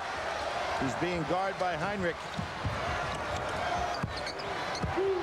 Back to Anthony, and they all back off. Well, this is a pretty good matchup, too, because Anthony is the superior ball handler. Collison not used to playing a guy this far from the basket. Collison trying to get a 5-second call. Yeah, he looks over to the official as a reminder. Now a double up to the corner, McNamara. Baseline shut off. Pace stepping in. 7 on the shot clock as we approach 2 minutes. Edelin up and in.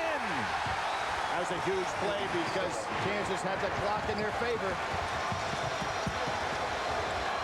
Big possession for Syracuse. Inside Collison. It was Collison to Heinrich, and now Heinrich to Collison. Yes, they return to favor. Like they haven't played together for 4 years. Another quick timeout. These seniors not letting go of the dream. Just commits a foul here in a non-shooting situation. It'll be 1-1. McNamara almost automatic at the line. But he hasn't touched the ball. He's not aggressively going for the ball. He breaks long pace in the corner. And again, Anthony will bring it up.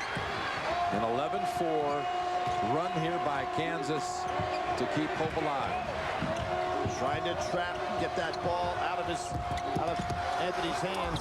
Pace in and out, and Graves secures it.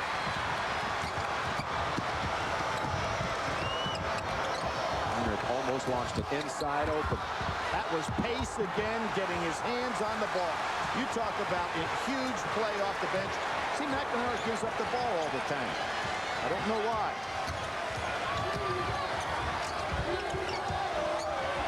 possession could have made it a one-possession game. Pace, too strong. Warwick, and it's Heinrich. No, Collison with the rebound. Heinrich was open on the side. Lee got it. Down to 3. 1 minute on the clock. And you know what? Now Syracuse looks tired. What a gut performance by Kansas. I don't know if it's tired or dazed because they know Kansas is coming at them. The first college game of the season was November 14th. Syracuse was in that game. And now the whole season comes down to a minute. Julie Boeheim. Jim Boeheim. Jim, it's been a matchup. Collison on Carmelo Anthony, which has allowed Syracuse to get the ball up the floor because Anthony can dribble it very well against him. Let's see what Collison does. He picks up a quick foul. That'll be 1-1 at the other end. Now, the other day, everything went for Carmelo Anthony. 33 points, 14 rebounds. When you look at this sensational freshman season, about the only thing that didn't go well for him, free throw shooting in the last minute. Looked it up, and he's 8 out of 14 in the last minute of the game. Well, Jim, we have had 2 freshmen become the MOP of the Final Four. We'll never forget Louisville, Purvis Ellison. And the man before that, Arnie Ferrin. In 1944, so not many people get there. This young guy is a candidate, but he misses. Front into the 1-1. A 3 to tie. No need to go there now, I guess. You can go for 2, get that ball down inside, let Collison touch it. There he is.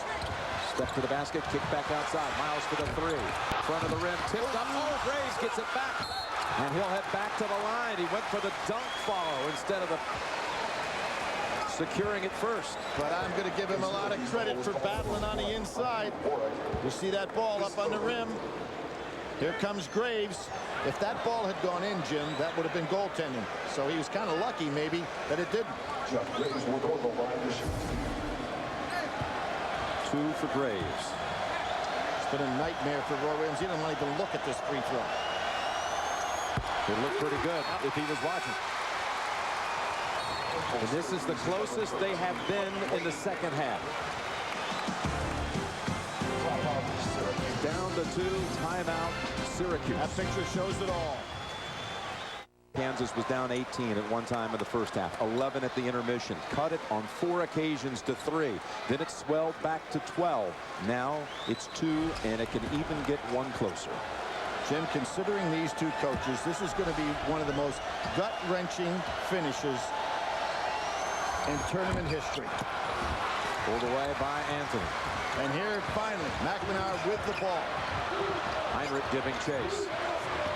Picked up his dribble. They just barely got it across in timeout by Anthony. I mean, with about a second left, maybe not even. Syracuse. With that sore back, it's a wonder he made the catch. Timeout, Orangemen. That's Billy Packer. 4-second differential game clock. It's a shot clock. Billy, if you're Kansas, how long do you let it go down? Oh, I think you go play tough defense right now. No, you can't let it go down to the 4-second mark, but I think Roy Williams has used those timeouts beautifully here to rest his basketball team. If Carmelo Anthony had the good back, I don't think there'd be any problem getting the ball right to him. Oh, Graves hits the floor. Warwick. And Dewaney will be the man to the line. Double bonus. He'll shoot 2. And again, Anthony slow to get up. This young man has been battered tonight, and there's no question in my mind that he's nowhere near 100%. Otherwise, they'd be putting the ball in his hands and just let him control this one. That is on Collison. And that is it for Nick. So now you have Langford, Collison, the #1 scorer, Langford, the #3 scorer, both out of this game. 19 points, 21 rebounds in the close to a spectacular career. Jim, what Kansas could have done, not going backwards here, is start playing offense to defense a little bit to save Collison, but too late for that now. 68% shooter, heads to the line to shoot 2. Dewaney. But they're 21-1 when he has double figures, and he has double figures. Amazing what free throw shooting could have done for either one of these clubs. Particularly Kansas in the second half. This is huge, Jim, because you can force Kansas to start thinking three. Kansas second half, 4 out of 17 from the line. Unbelievable. Delaney, one more with 24 seconds. 3-point game. What do you do now? I think he can still go for two. You got enough time, but they got to get it up in a hurry. And if they don't, then they're going to have to go for three. Heinrich can tie it with the long one. Rattles out. Warwick with the rebound, and he'll head to the other end for two. Oh, Heinrich thought he had made it. I thought that was a pretty good job by Heinrich to take that shot. Roy Williams did as well. He wants his guys back down court. You're talking about the best career three-point shooting player that Kansas has ever had. I thought it was a good percentage shot for him. Look at this for the tie. Back rim, front rim, and out. Now it's Warwick's turn to shoot two, 67%.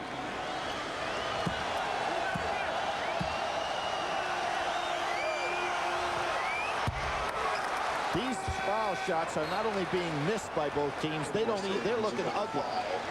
We've seen some bad misses. And there goes the #1 free throw shooter in the Big East down to the bench. Pace comes in for McNamara. Jim Boeheim wanting more size on the defensive end. Syracuse. Oh, and out. A three can tie it. Kansas has a shot. Miles to the right side. Heinrich to the top of the key. Heinrich with 4 seconds. Gives it up corner. Lee shot blocked. They have less than a second to go. It's not how tall, it's how long, and Warwick got a piece of that. It's actually showing no time on the clock, but 7/10 of a second on the shot clock. So there's 7/10 on the game clock. And Heinrich, I thought he would launch it. Lee instead. 7/10 of a second. I really thought Heinrich probably should have taken it, but you know, Lee's the best shooter they have percentage-wise, but it's just the fact that Warwick, with those long arms, was able to pick it off. They're going to review now to see if there's a need to add any tenths to the clock.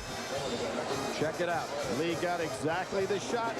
If you're Kansas, you'd like him to take, but look at Warwick with those long arms. At what point do you say it crossed out? Well, they've got to add some time here. Yeah, I think so, Jim. I would say 1.1. Would you go that far? I'd maybe even go a little bit more than that. So who will take the biggest three at the Superdome since Adam Vinatieri kicked the winning field goal here 14 months ago in the Super Bowl for the Patriots? Kansas 4 out of 19. Yes, they did in fact go north of that. 1.5. 4 out of 19 for the night. Can they find a way to get it in the hands of Heinrich? Well, obviously, you know it's got to be a three. No sense going for two. And if you're Syracuse, you go ahead and don't worry about anybody underneath the basket. Let it go there. But Heinrich and Lee are the two guys. Heinrich starts inside, goes outside. Heinrich gets it. Heinrich puts up the shot. It's too long, and Syracuse is your national champion. Has New Orleans given us Final Fours or not?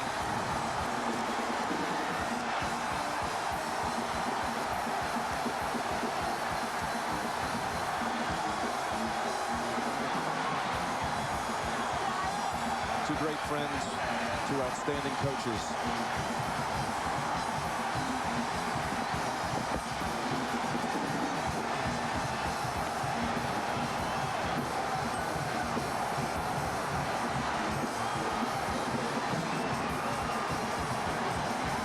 Roy Williams out there in the middle of that Syracuse celebration, congratulating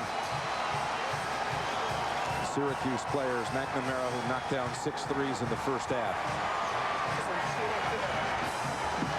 Carmelo Anthony, you bet. That smile's going to last a long time.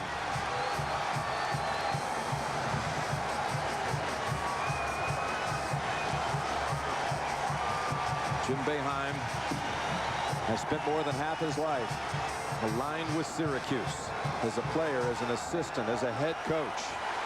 And he is bringing his alma mater the national championship home.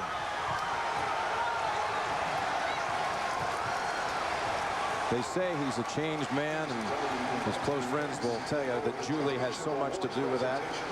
He's become a media darling here in the last 5 years. And Roy Williams, his incredible journey with the Jayhawks, 15 years now. Remarkable things that he's done. And wonder, that elusive quest for the national championship. Will that quest continue at Kansas? Or will it be for North Carolina? It was another thriller here in the Big Easy. They're 4 for 4 in this city.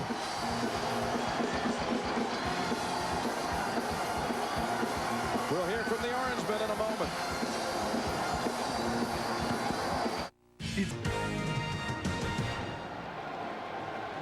A fitting end to a terrific basketball tournament. The Syracuse Orangemen defeat the Kansas Jayhawks by a score of 81-78 as we welcome you back to the Superdome in New Orleans, Louisiana. With a reminder, coming up tonight on CBS after your late local news, The Late Show with David Letterman and Dave's guests, Chris Elliott and the Dixie Chicks. That's followed by Late Show with Craig Kilborn. It's all ahead right here on CBS, America's most watched network. And a reminder that coming up a bit later on the post-game show, our special tribute to the NCAA tournament, One Shining Moment. Our Chevrolet Most Valuable Players of the National Championship game are the two gentlemen that we earmarked at the top. You had to watch Carmelo Anthony, 20 points and 10 rebounds. Nick Collison, outstanding and valiant in defeat with 19 points and 21 rebounds. Let's go back down courtside and rejoin Jim Nance and Billy Packer. Jim. All right, Greg.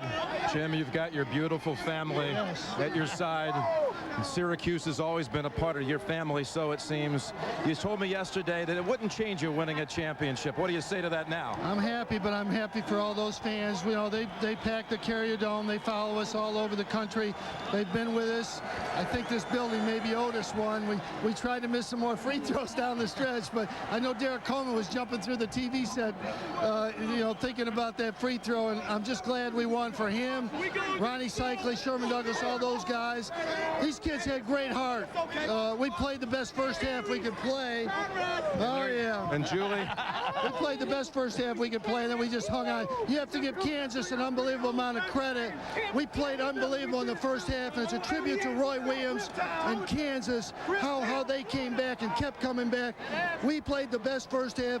Jerry McNamara looked like the freshman of the year to me out there, but the whole team has been there all year long. It's just a tribute to all these guys. They wouldn't give up the whole year. They didn't give up tonight against a great Kansas team. I'm really proud of them. You know, two great coaches here tonight. Roy Williams, you know what he's feeling right now. What did you say to him at the end of the game? I told him the same thing Bob Knight told me in 1987. You'll be back someday. He'll be back someday. He's a great coach. He did a best coaching job tonight in this game because he got his team back in it. And we just hung on for dear life at the end. We're thankful.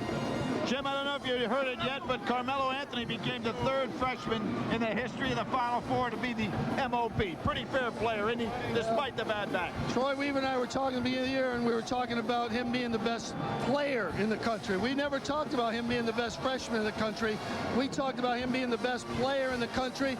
I think in this tournament he proved it. Great job, tremendous job. I know you've done so much for Syracuse all your life. You deserve it. Thanks, Bill. I appreciate it. Congratulations to you, Jim, and your entire family. You can color the college basketball world orange because Syracuse is taking home the title.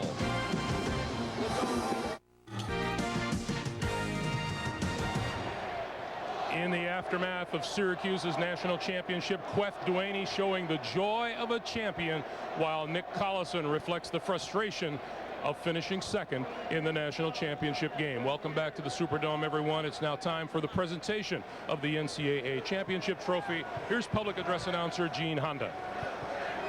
And now, ladies and gentlemen, to present the championship awards this evening, here is the president of the NCAA, Dr. Miles Brand, and the chairman of the NCAA Division I Men's Basketball Committee, Jim Livengood. Ladies and gentlemen, let me first congratulate two great universities, Kansas and Syracuse, for a great season, a terrific tournament, and a great championship game. And now, the 2003 Division I Men's Basketball NCAA National Champions. Coach Jim Boeheim and the Syracuse Orangemen.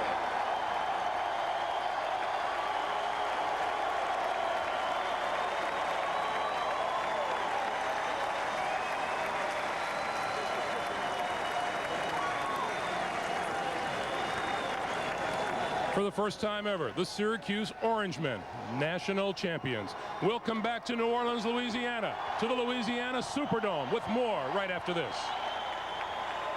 Our wireless.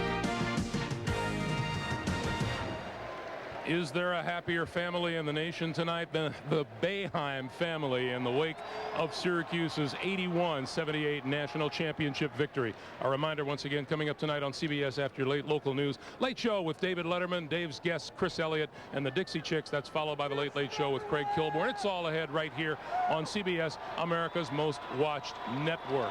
And still to come on the postgame show, our special tribute to the tournament, One Shining Moment.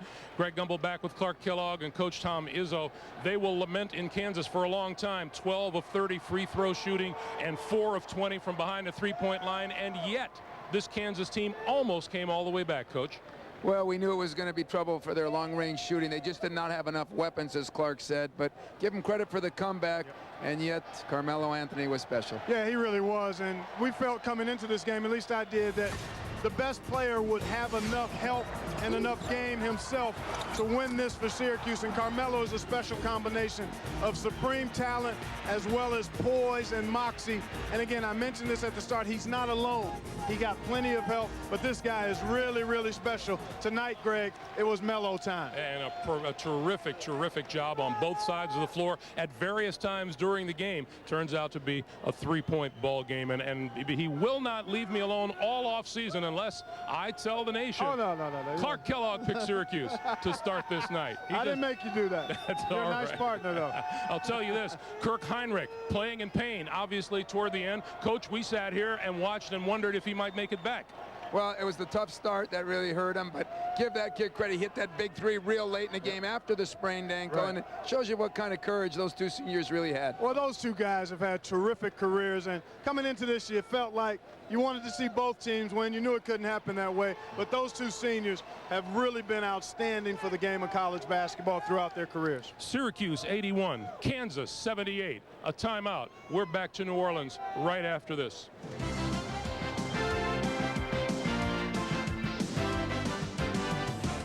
Louisiana Superdome. At one point, Kansas trailed Syracuse by 18. Their comeback was 3 points shy. Coach Roy Williams is standing by with our Bonnie Bernstein. Bonnie. Thanks, Greg. Coach, you talked to me after halftime about how Syracuse's three-point shooting did the damage in the first half. In the second half, what made that 11-point comeback so difficult? Well, we just couldn't get over the hump. You know, twice we had it to 3 and had a chance to tie, and one time turned it over, and they make a 3 immediately and goes back to 6. But we just never could get over the hump. You know, everybody's going to talk about the missed free throws, and we did miss a lot of free throws. And you trying to come from behind, you can't make those kind of mistakes. But still, we had some opportunities, and you got to give Syracuse credit because they were able to withstand a rally against an incredibly tough group of kids, and that's what I coached. Feel very fortunate to have coached the kind of kids that could come back in this kind of game against that kind of deficit. Your two seniors, both in difficult situations in the second half. Kirk Heinrich, of course, re-spraining that left ankle, and Nick Collison fouling out. What did you have to say to those two kids in the locker room?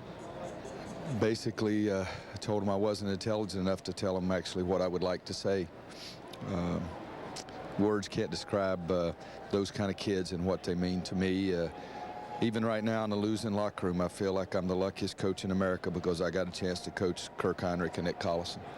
Very understandably, you didn't want to address this issue during the week, but many people out there with the game over want to know what your level of interest is in the North Carolina job, Coach. Bonnie, I could give a flip about what those people want. As a journalist, you have to ask that question, and I understand that, but as a human being, that's all those people that want that answer to know right now, they're not very sensitive. If they offer you the job, though, would you be willing to take it? I haven't thought about that for 1 second. And the guy in your ear that told you have to ask that question, as a journalist, that's fine. But as a human being, that's not very nice because it's not very sensitive. And I got to think that in tough times that people should be more sensitive. I could give a shit about North Carolina right now. I've got 13 kids in that locker room that I love. Coach, thank you. All right, Bonnie and Coach Roy Williams, thank you. So, we knew at the end of this evening we would feel very badly for one coach and we would feel very happy for another. In this case, it's Jim Boeheim who's going home smiling tonight, Coach. Well, he sure does deserve it, and yet, as it normally happens, the little things made a difference. The free throws are a small part of the game at times, and That's the reason it's a memory maker night for Syracuse. I agree with you. You've got to make free throws when you're trying to come back, and I really think that quick, big, early lead for Syracuse really forced Kansas to expend a lot of energy, and when they got to a point where they were close to closing the gap, weren't quite able to get it done, and then Syracuse, as Jim Boeheim said, basically just kind of held on to get the win. Coach done good, don't you think? Oh, outstanding. Terrific having you here with us, Tom. Thanks. I want to remind you, coming up tonight on CBS after your late local news, Late Show with David Letterman, Dave's guest, Chris Elliott and the Dixie Chicks. It's followed by the Late Late Show with Craig Kilborn. CBS Sports coverage of the Masters and Tiger Woods' historic quest for a third straight win at Augusta National begins with late night highlights this Thursday and Friday at 11:35 Eastern Time. Live third round coverage gets underway on Saturday at 3:30 Eastern. Sunday's final round coverage comes your way at 2:30 Eastern. We want to, of course, add our own congratulations to the Syracuse Orangemen on winning their first ever national title. They began this season unranked, as you'd expect of a team so dependent on freshmen and sophomores, but under Jim Boeheim's patient tutelage, they matured and blossomed in springtime. We also tip our hats to Roy Williams, who still seeks that elusive title by returning a second straight Final Four. His Jayhawks proved again how talented they are. It's now time to thank the men and women who made it possible for us to bring you this year's tournament. For Clark Kellogg, for Coach Tom Izzo, and for all of us here at CBS Sports. I'm Greg Gumbel. Thank you for being with us, and we bid you good night from New Orleans with Luther Vandross and One Shining Moment.